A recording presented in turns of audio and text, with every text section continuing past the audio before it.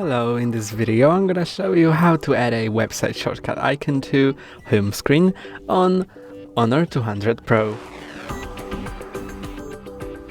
First, let's open Google Chrome and search for the website which we are gonna add to home screen.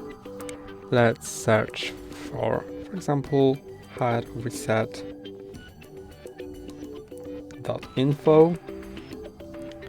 Okay, and now you can click here in the top right corner on the three dots and click on Add to Home Screen. Now set the title of the shortcut. I'm gonna just slide here and delete everything what's before the name of the website and just press on Add.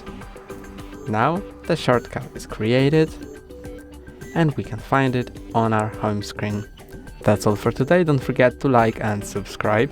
See you next time.